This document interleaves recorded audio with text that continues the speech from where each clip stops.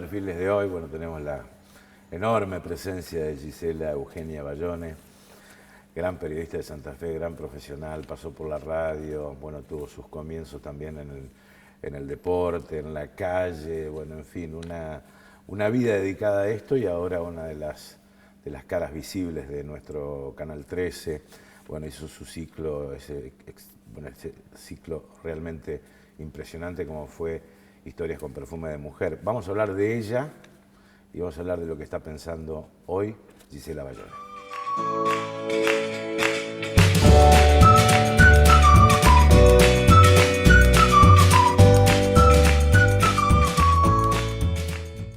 ¿Qué tal, Gisela? ¿Cómo te va? Un gusto tenerte. Igual, qué raro estar de este lado. ¿Raro estar de ese lado? Sí, cuesta. ¿Mejor o peor?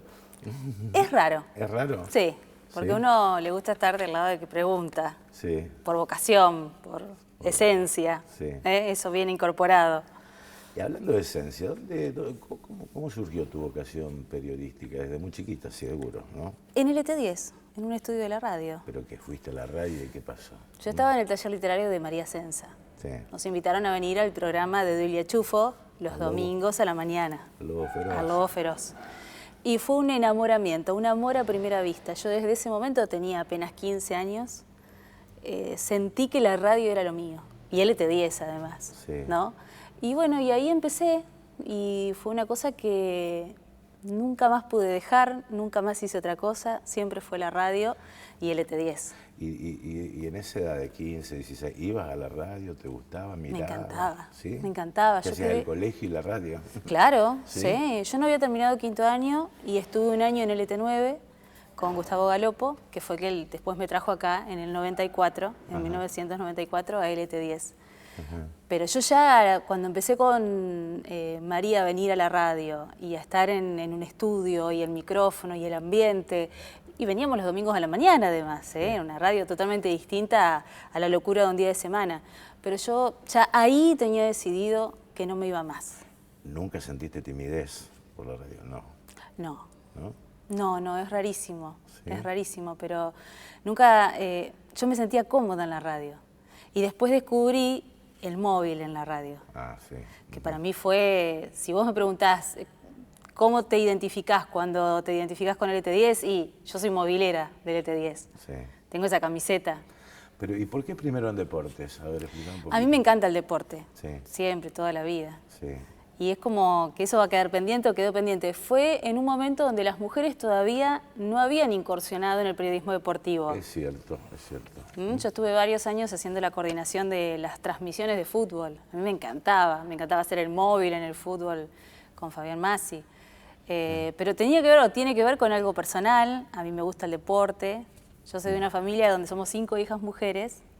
Y yo me sentaba con mi papá a mirar fútbol y a preguntarle de fútbol y a interesarme. Yo necesitaba compartir algo con él y compartía el deporte. Claro. Y eso se sumó a mi vocación periodística. Así que después, bueno, el hecho de ser mamá, es muy difícil para una mujer trabajar de lunes a lunes porque el periodismo deportivo implica eso. Así que bueno, tuve que elegir. Después se dio la posibilidad del Cuarto Poder y ahí es como que se terminó de definir para dónde iba mi vocación. Claro, y el paso de deportes a periodismo en general, periodismo cotidiano, político, ¿eso cómo se fue dando? Y como todo, naturalmente. ¿Sí? Porque yo en la radio atendí el teléfono, hice producción, hice coordinación. Y un día vino Alejandro Colucci y me dijo, ¿no te animás a hacer el móvil en el programa de la tarde? Estábamos en la radio, en una transmisión de fútbol. Y dije, ¿por qué no? Sí. Y ahí empecé. Y después me enamoré del móvil. Sí. Y ahí no me quería ir y no me fui en realidad. El móvil da mucha enseñanza, el móvil, ¿no? Da un contacto con la gente. Yo aprendí todo en el móvil. O sea, en la gimnasia que te da el móvil y me acuerdo además de las lecciones de Juan Trento. Yo aprendí mucho del móvil con Juan Trento y con Mario Cáfaro. Mario era el soporte en la radio y Juan era el que me ayudó a hacerme mis primeras armas en el móvil. Recuerdo, hasta una vez te asaltaron en el móvil, ¿no? 2. ¿2? A ver, Sí. ¿cómo fue eso? Una en el programa. Iba a cubrir inseguridad y te asaltaron a vos. Sí, una vez fue eso. Estábamos en el programa, en el Cuarto Poder, Y una de las cosas que teníamos con el móvil, que ahora no se puede hacer, es que yo salía a las 5:30 de la mañana, de noche, de día, y podía andar por cualquier lado. Yo sabía qué barrio entrar, cómo, en qué lugar sí, en qué lugar no, porque también había zonas peligrosas. Y estaba haciendo la nota de un matrimonio que habían asaltado en Avenida Mosconi. Ajá. Y en medio de la nota entra una vecina a los gritos y me dice, te están robando el auto, te están robando el auto. Y yo, era el auto de la radio. Sí. Desesperada, salí a la calle y todo salió en vivo, porque yo estaba al aire en el programa, estaba haciendo la entrevista, así que salí a la calle y me habían roto el vidrio del auto. Bueno, fue toda una situación increíble. Y después me asaltaron una vez que estaba al aire también, que en realidad me abrieron la puerta del auto y un chico me hizo seña como que estaba armado, me manoteó la radio para escuchar. Yo alcancé a esconder el teléfono, pero todo esto estaba al aire. Entonces yo empecé a los gritos, no, que estoy al aire, que estoy al aire. Nadie entendía nada. ¿Y alguna experiencia muy linda de la calle? Muchas, ¿Sí? muchas. Lo de la inundación del 2003. Eso te iba a preguntar, pero eso te afectó a vos de forma personal, ¿no? Me afectó personalmente y también fue una experiencia profesional muy rica, porque uno después lo evalúa. En el momento yo, no sé, estuvimos 5 o 6 días sin dormir, así, literalmente, porque no volvíamos a casa, no dormíamos, estábamos todo el tiempo en la radio o en la calle, en mi caso. Entonces, es una experiencia que uno en el momento fue traumática porque me pasó a mí, mi papá y mi mamá se habían inundado, yo estaba en la radio y la llamé a mi mamá, le digo, ma, te llevo al nene. Yo tenía un nene chiquito, a Joaquín, que tenía 1 año, no tenía 1 año. Digo, te llevo a Joaquín porque yo me tengo que quedar en la radio, porque se viene el agua, se está inundando la Santa Fe, y me dice, Gise, tengo el agua en la esquina de mi casa. Y ahí me cayó la ficha, ¿cómo tenés el agua? Sí, tengo el agua en la esquina de mi casa. Y a las 3 horas ya le había tapado la casa el agua. Así que en ese momento fue una situación muy dolorosa. Pero uno después lo ve con el paso del tiempo y el rol que cumplió la radio, la función social que cumplimos, cómo la gente nos buscaba. No buscaba ni a un policía, ni a un médico, ni a una maestra. Buscaba el móvil de la radio. Porque además éramos la única radio que estaba transmitiendo esas primeras 48 horas. Y después con el tiempo uno valora eso, porque fue una experiencia muy rica en lo profesional. Sí. En lo personal fue duro. ¿Y cómo podías resolver el dilema? Mi familia inundada y yo laburando. Fue difícil. ¿Sí? Sí, fue difícil, porque vos tenés la cabeza en 2 lados. Pero a la vez yo necesitaba estar en la radio, yo necesitaba cumplir con la función que me tocaba, digamos. Yo agarraba el auto y nos íbamos y salíamos, aparte yo en mi caso estaba sola, estábamos todos los móviles dando vuelta y cuando tenía un huequito me iba y me acercaba hasta la esquina de mi casa a ver cómo estaba mi mamá y mi papá. En ese momento tampoco había tanto celular, ni WhatsApp, ni nada. Había que y además estábamos, imagínate, toda esa zona bajo agua, mi mamá atendiendo a su escuela también, porque ella tenía la escuela de Villa del Parque inundada, que su escuela es su vida. Así que bueno, nos repartíamos y una se llevó a la abuela y la otra se encargaba de estar cerca y la otra iba y venía, pero a mí lo que me pasa es que el periodismo es más fuerte. O sea, lo que yo hago es más fuerte. Y en ese momento me daba la sensación de que si yo me quedaba en mi casa iba a ser peor. Yo tenía que estar, tenía que acompañar, tenía que contar.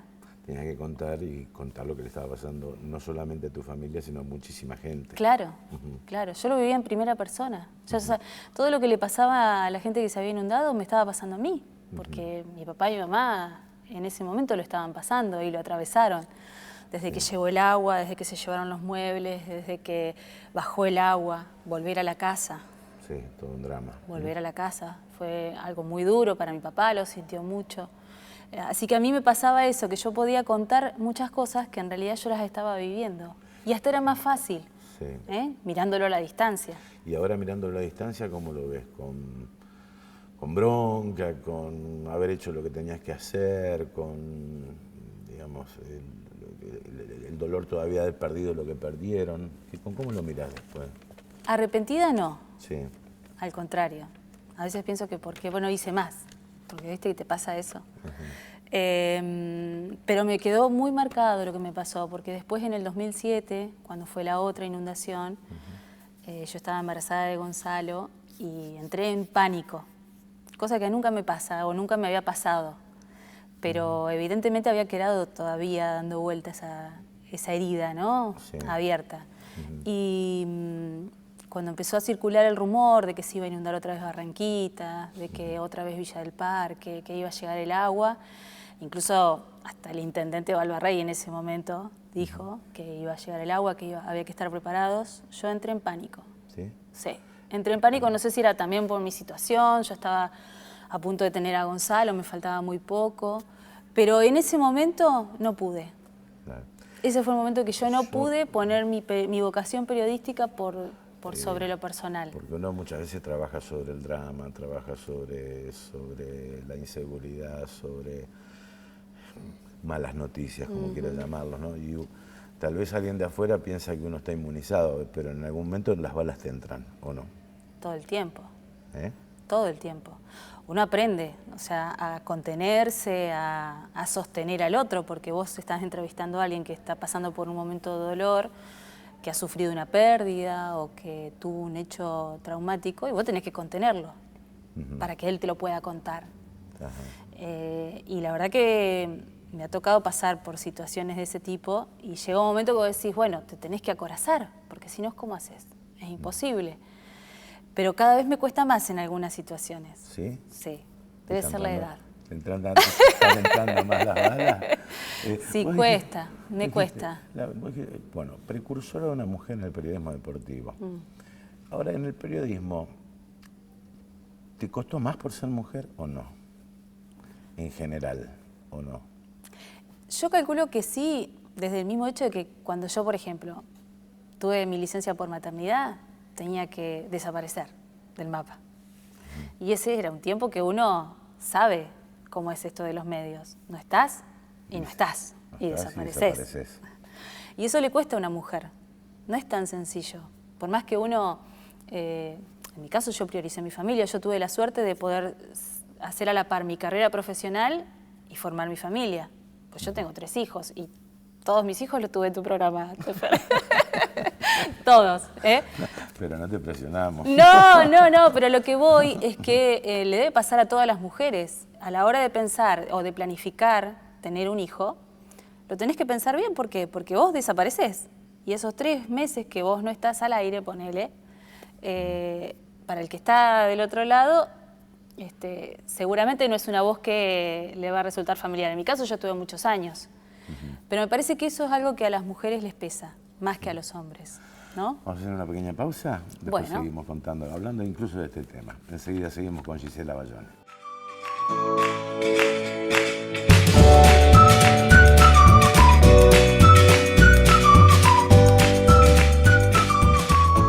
Seguimos con Gisela Bayone, esta interesante charla sobre su vida, su carrera profesional, su familia.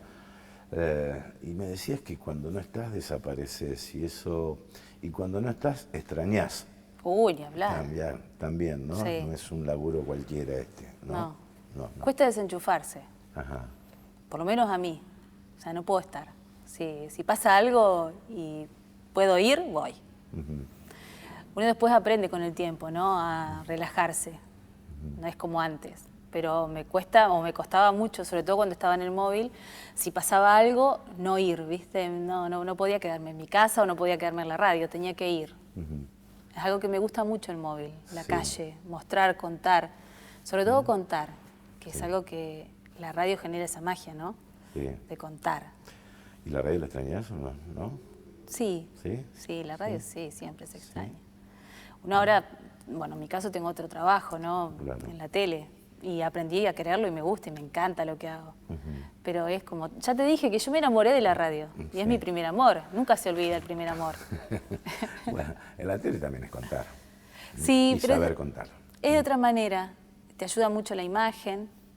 Necesitas mucho más la imagen. En la radio tenés que vos ser los ojos de la otra persona o mostrar, imaginar, que la gente se imagine lo que vos estás contando. Pero es otra cosa totalmente distinta a la tele. Sí. Y hablando de que la mujer le cuesta, ¿participás de esta gran ola de la lucha feminista o no? ¿O de qué forma, por ejemplo? Respetando la opinión de todos. ¿Sí? Sí, yo respeto a los que están a favor y en contra, me parece que hay que darle la posibilidad a todos que hablen del tema. Yo desde mi lugar hago todo lo que puedo, como periodista, como mamá, como mujer. En mi caso, hace años que trabajo, que me dedico a mi profesión. No es fácil, es un ambiente complicado, como todos, ¿no? Como todos. Pero a mí me parece que es un momento donde, más allá del debate, de las diferencias de opiniones, lo que hay que hacer es aprender a escuchar al otro. Sí. Y todos, cada uno seguramente en su posición, tienen una forma de ver la verdad o de sentir la verdad. Pero me parece que también hay que tener un poco de respeto, que a veces se pierde. No quedaste entrampada en la grieta, que también se dio en el periodismo, ¿no? No quiero quedarme entrampada. No es fácil. No es fácil porque, viste, si no estás de un lado o del otro, parece que no podés estar en ningún lado. Pero yo valoro mucho a las chicas jóvenes, a esta ola verde, a sus opiniones, a su forma de llevar adelante su lucha, pero también tengo que respetar a las otras mujeres que se criaron en otra generación, con otra formación, con otros valores. Me parece que pasa por ahí. No es que la grieta es solo porque uno piensa distinto, también tiene que ver con una cuestión generacional. Va a haber un recambio, y ese recambio ya está en marcha y somos testigos de ese recambio. Es cierto. Si no aprendemos a respetarnos, esa grieta se va a hacer cada vez más grande. ¿Te sentís una periodista independiente realmente o no? ¿O no? ¿O cuesta?